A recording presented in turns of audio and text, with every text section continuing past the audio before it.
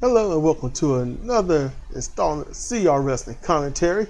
I'm your host Cedric Kennedy, and today I'll be giving my thoughts on AEW's World Title Match, December 2nd, 2020. Now, I haven't watched AEW like just straight up. It took almost a year, and then I watched one episode, and I was like, ugh. And I'm like, okay, then it's been a year. Moxley's roughly had the belt for a year. So last year, when it got started and Moxley ultimately won the title and all this other stuff and had the whole hardcore thing with Kenny Omega, I watched that stuff and I was like, okay, so Moxley wins and then they're going to give it some time and they're going to have Kenny win it back from him. So I already knew that. When your program is this predictable that no one can, look, if I could watch it and already know what's going to happen a year in advance, it sucks. It sucks. And so, just hear me out. If y'all want to downvote this, that's just y'all. But at least hear me out first. Don't downvote just to be a dumbass. Just listen to me. You're gonna downvote, have a reason. All right. And whatever that reason is, you know something? I won't flag your comment. I won't do nothing like that. I'm going to let it be out there for anyone to see. If you don't like what I have to say, let me know why. Let everybody know why. I might even upvote it. I might even pin it. All right? So let me jump into this. First and foremost, I like professional wrestling. That's what I like. That's what I love. You watch CR Fire Pro, you watch CR Fire Pro Road, even Pain and Agony Wrestling. I like professional wrestling. What this was, and I'm going to go through this, was not so cool because I thought at first I was like, okay, then it's going to be the world title match. It's been the year in the making, although nothing's really truly led up to it, not thoroughly. I was like, okay, let's watch this. Me and Cedric were going to watch it and stuff, but the commercials was distracting her from the wrestling. That says enough. But let's also add she was extremely tired, way past her bedtime. She just wanted to be up with me. But still, she said the commercials are too distracting. I got to fast forward past the commercials. I'm like, fine. So the world title match, first of all, don't call it a world title when you are only defending it in your company. All right. Pre-pandemic, they weren't doing anything. So, and yeah, I know they had to build up. But tonight, this match, Kenny Omega gets the longest introduction. It's crazy. A very long, lengthy, almost Consejo Mundial de Lucha Libre type introduction. And I'm telling you, CMLL, they will do an introduction. He gets it.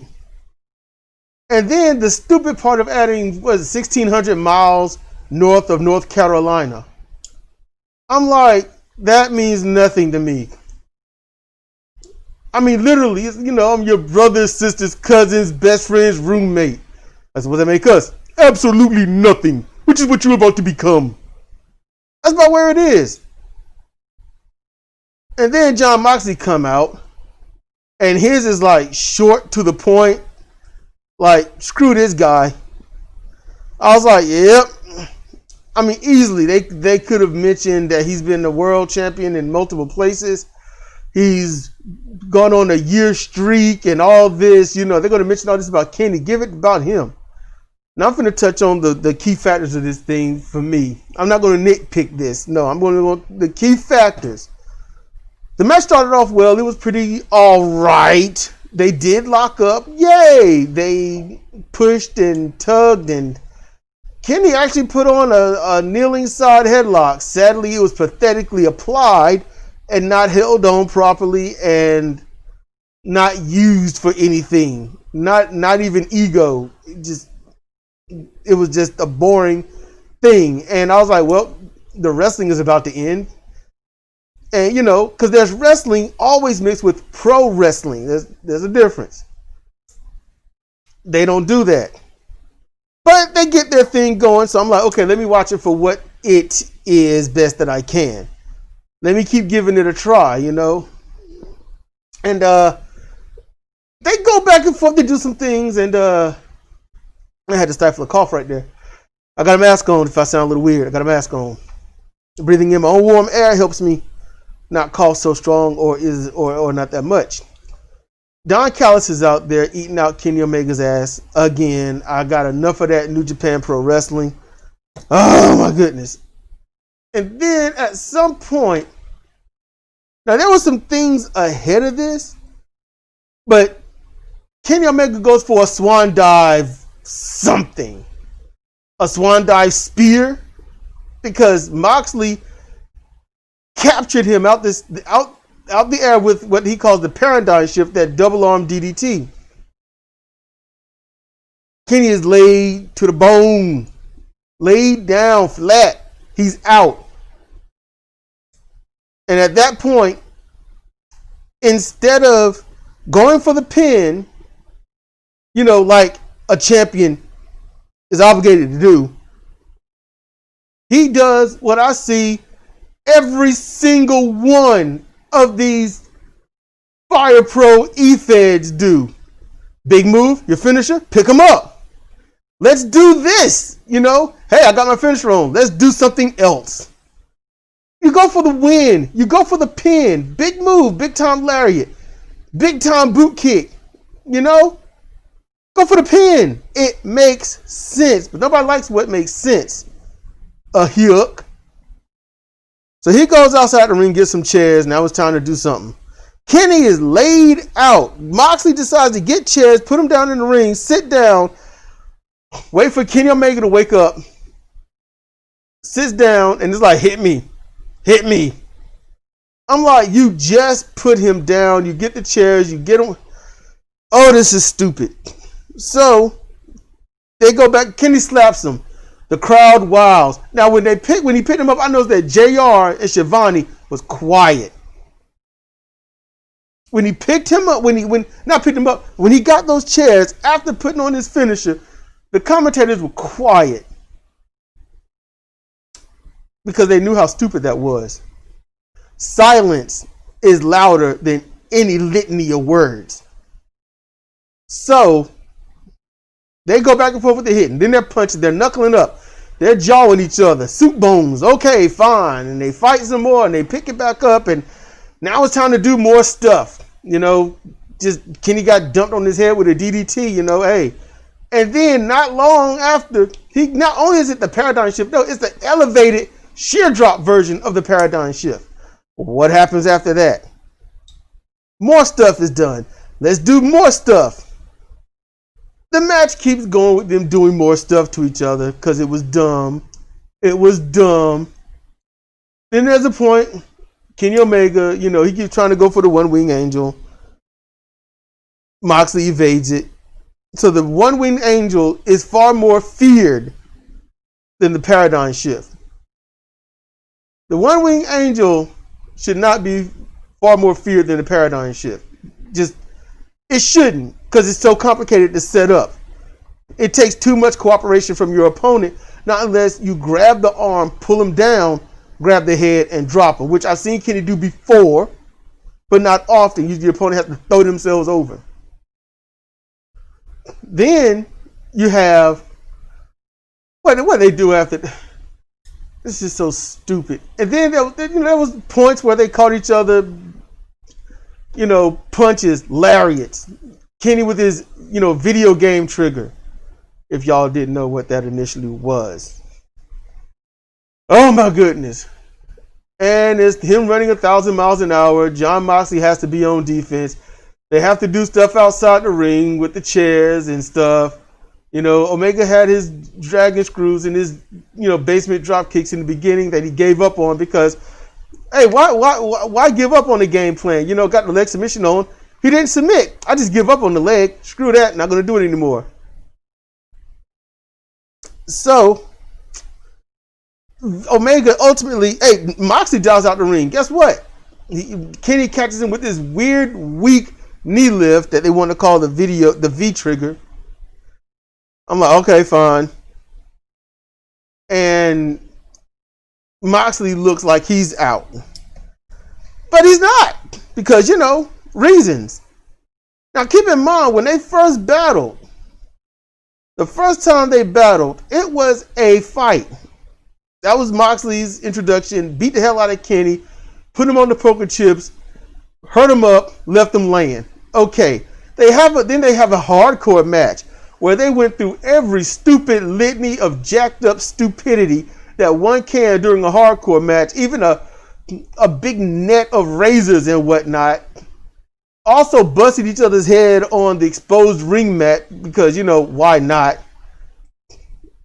And then so you go through all that. What you gonna do in this one? If someone can survive that level of brutality and they like it, and the champion says, "This is my world, this is what I love, we're just getting started," he can say that at the end of the match, then how are you going to beat them in a regular match? Because if wires, baseball bats, barbed wire baseball bats, if all this stuff can't beat them, what is a forearm or a punch or a kick going to do? Nothing. Absolutely nothing.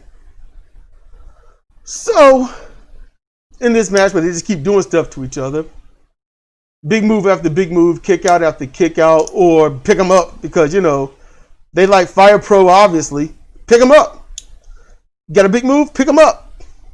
I just hit this epic move. I'm not going to pick them up. I'll put it on submission hold because, reasons. So, they're not as limited as a video game, but they limit themselves like a video game. And so now you got another part or spot where it's the paradigm shift or butterfly suplex into these speakers, or they call them warmers, that they're very, very hot, yada, yada, yada. I don't believe. I just don't believe, because in all honesty, for heat warmers that level to be there in a heated area seems dumb. If you're in this day and age, if your building doesn't have, heating and AC, central air, all that, something's wrong. You spend all that millions of dollars for no central air. So those are just props. And he DDTs Omega into it. I don't even DDT. He sort of just suplexes him, lays him down gently, and all of a sudden, we have a possible injury. Or he must be out while, says he must be unconscious or he must be out while Kenny's moving around. Kenny's moving, but he says he's unconscious. Now, hey, truthfully, I've seen people move around while unconscious. I've been there myself. You're out, but it's an instinct. It's a thing. The body's trying to protect itself. I get that. The problem is, in this company, all they do is expose how fake they are. Because truthfully, professional wrestling isn't fake. It's not even phony. It's not even false. It's not, if you understand what it is. This is fake. Got my finisher. Let me go get some chairs. You got your finisher. Oh, I'm going to block it. I'm going to keep blocking. I'm going to keep blocking it. Nobody's concerned. Nobody is upset. Nobody looks like they're really trying to win. I'm trying to be invested in this a little bit. That's what I'm trying to do. But their facial expressions are more like, I'm trying to do this, just wait. And I get tired of seeing Moxley instruct Kenny on what to do. Moxley pretty much led this match. Moxley gave the instructions primarily on this match. And I got tired of seeing him talk to Kenny almost the whole damn match. That shit was aggravating. And then you get to a point, the heaters, the DDT per se, more like a double arm Beal. He's out, but somehow he's all right. Ultimately, Don Callis has to get involved. The microphone is in the ring. Omega hits Moxley with the soft end of the microphone, lays him out. The camera then hyper focuses as close as they can on Kenny while Moxley blades himself and is not in front of an actual professional wrestling crowd because they're all damn wrestlers or somewhere in their quote unquote business. So they already know what's going on, but the camera's got to focus on Omega. So Moxley's bleeding all of a sudden. It's just running down like it looks like the etchings of a temple. It's terrible. I almost wondered if it was real, just to be honest with you. It was just so bright and still. I have bled many a time in my life, and it don't run like that. You get busted open on your forehead when you are working. You are heated. You know, sometimes the blood won't move. That's not a good sign. You're gonna need some hydration, or you're gonna need some help at some point. Because if you get busted, you know, that deep, maybe if it ain't to the bone, you ain't got to worry about it. It might not bleed that much. When you get busted open, really good on your forehead, that blood's pouring. But, you know, Moxley was all hurt up from that. And Omega's acting like, oh no, I don't know what to do. I'm so hurt. Oh, I'm tired. I got to make it. After everything that's happened, the high-speed V-trigger flurry he was doing, all this other stuff, all of a sudden he's just so tired. He picks him up.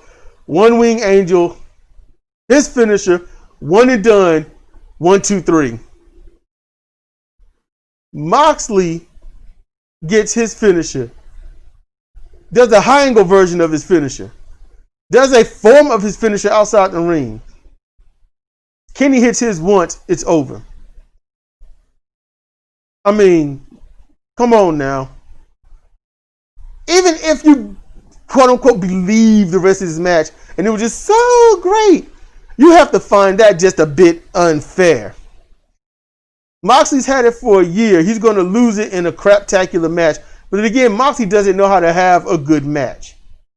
And like I've said before, he knows how to wrestle. He knows how to he can put on a 5-star match in his sleep. But he likes to do stupid shit. Kenny Omega can't put on a 5-star match. He didn't even have a 5-star match with Okada. And Okada had to tell him what to do every step of the way on all those matches. They weren't 5-star. At best, they were 4.5. Maybe 4.5. Maybe. I could give him a solid 4. You know, kinda. I'll give it a solid 4. Say, I'm being nice. And then, you know, the match is over. Don is like, yeah, get him. Get the belt. Let's go away. No in-ring celebration. Let's go. And they go to the back. They get outside. It's like, we'll tell you on Tuesday, but we don't air until Wednesday. We're going to tell you on Tuesday. Yeah. Drive off. The whole time they go to the back, go through the hall, all the wrestlers there, the faces, the heels, the neutrals, and everything in between, they're clapping, they're cheering for Kenny Omega. Those that rivaled him, still was supposed to be upset with him, they're cheering him on. He leaves. They go back to the ring. Moxley still laid out. Still laid out. That don't make any sense. The one wing angel is that devastating of a move, really? Really? If I was Moxley, I'd be like, I need to change up my finisher. See, on the outside looking in, it makes you look weak. How can you be a champion for a year and your finisher is that weak? How can you be a champion for a year and lose to the guy that you outright annihilated on 2 previous occasions? How can you be champion for a year and not lose it to somebody that's not one of the heads of the company? It's fake, it's phony, it's bullshit. That's how I see AEW. There's no system, there's no ranking, there's no nothing. Wins and losses don't matter. It don't. That's just how that is. Now, if I said anything that was that, I mean, come on now. This is how I see it. This is what I watched. And I'm not even talking about the nitpicky stuff. I'm not even doing the nitpicky stuff. I'm just going on the things that stood out the most. And if you're a fanboy of Kenny Omega and this hurts you, I don't give a shit. I really don't. You know why? Because you should not be a fanboy or girl of anyone. They don't care about you. You don't have to go to bat for them or defend them or feel like you are personally insulted for someone not liking your favorite little wrestler or your little fighter. That you should be above that. I love me some Keiji Muto. I stylized my character after him and his other persona, the Great Muta, and some submission people that I love. You know? But if you insult them, I'm like, I mean, they ain't paying bills over here. They're not shaking my hand. They're not sending me messages. I'm just saying. So, you know, it is what it is. Accept the truth for what it is, because that's all you need to ever do. And this right here, AEW, I'm just have to go back to listen to Jim Cornette talk about it, because I ain't wasting my time watching it. And I watched it for free, per se. I don't have satellite or any of that stuff. I won't go. People waste money. And then look, I saw a sign. Worse than that, I saw a sign that said, I drove 6 hours to see John Moxley. Let me tell you something. That dude, no, he didn't, because he works with everybody else. That was a lying sign. He works with everyone else, and they were no more than, let's see, last week I guess they must have been about, I can't remember what state they was in. But when it comes to pro wrestlers and how they travel, they want no 6 hours. They're going to take a train or a plane. They ain't going to really take a car.